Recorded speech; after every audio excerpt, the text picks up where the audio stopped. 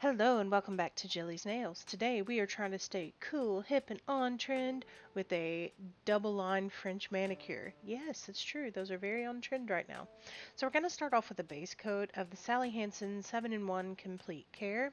This is what I usually use if I'm going to have a long wear manicure. Like if I have filmed enough on the weekends that I can just wear one mani all week.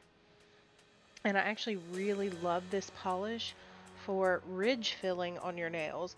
It is the best polish I have found for that so far. However, it is not a cheap polish. It's about, I don't know, with tax and everything, about $14 a bottle. On my thumb, though, I have horrible ridges.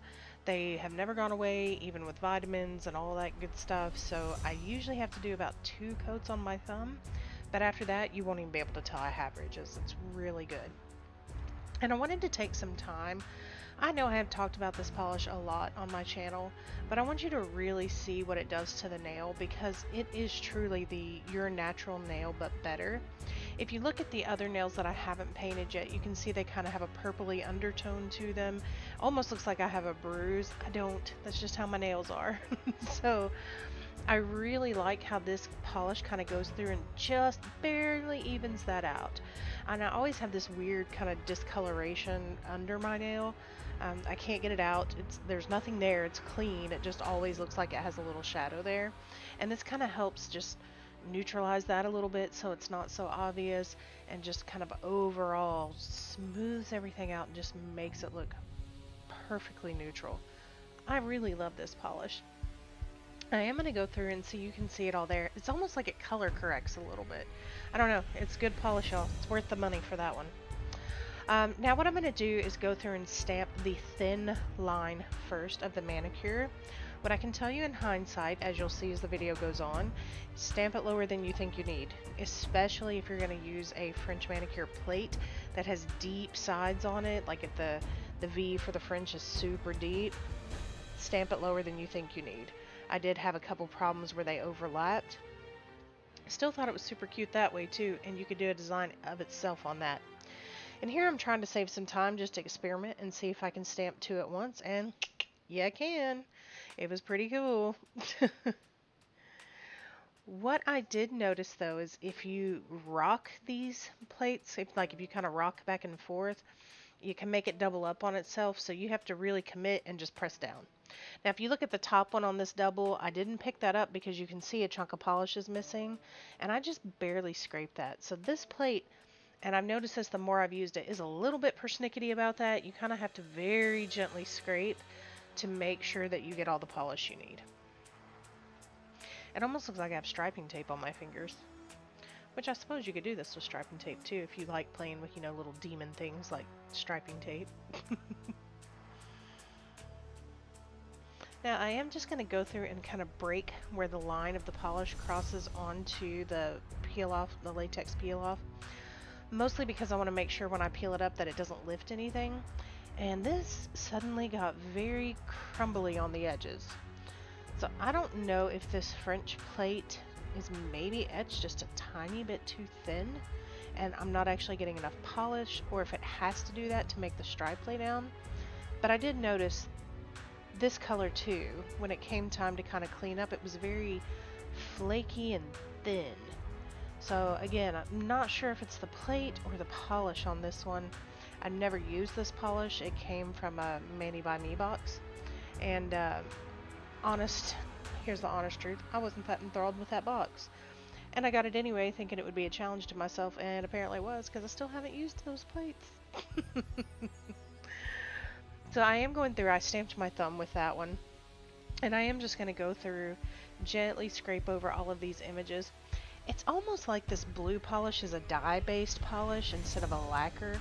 It's kind of super thin, and when you scrape, everything looks nice and smooth, but when you roll the stamper across, you almost get this little puddly effect. And I noticed it a little bit last time I used this plate, but it was very pronounced with this blue polish. So again, I don't know if it's because maybe it's a dye base or what's going on, but you'll see there's going to be a flaky mess here in a minute. It still came out pretty though. It's still pretty. I just wanted you to actually see some of the problems that you can run into in stamping so that you'll know, what's actually bad and what's actually good, or what's kind of just meh. And don't get me wrong, even with the issues, if it is the plate that's causing this issue, I still really like it. It's very awesome for a quick French mani. I can paint them by hand, and I can paint both my hands by hand. This is just faster and less chance for error. So I really like having this plate, but again, something a little weird and kind of puddly is going on. You could tell when I actually pressed it down on the nail, there were some thinner spots in the polish.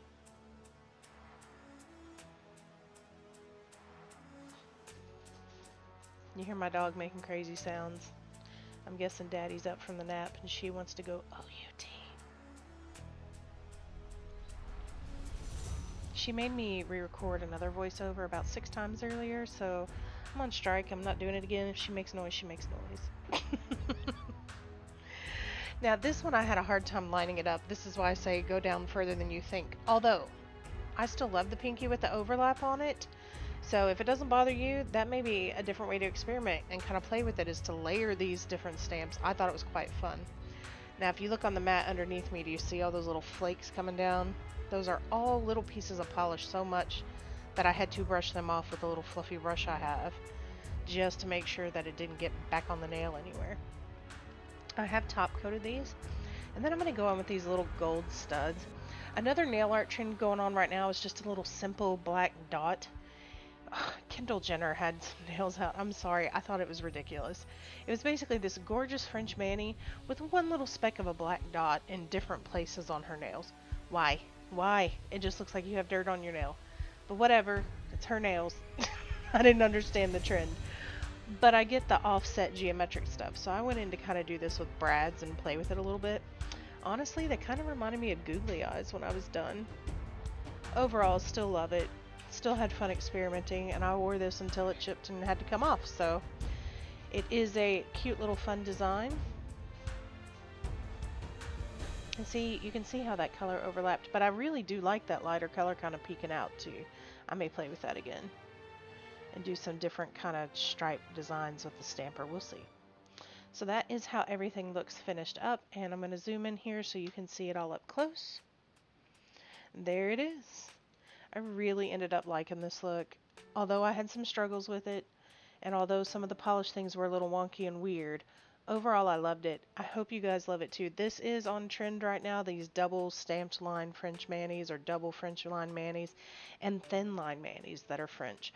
So definitely check it out for spring. I think it's really cute. Thank you so much for watching. Talk to you soon. Bye-bye.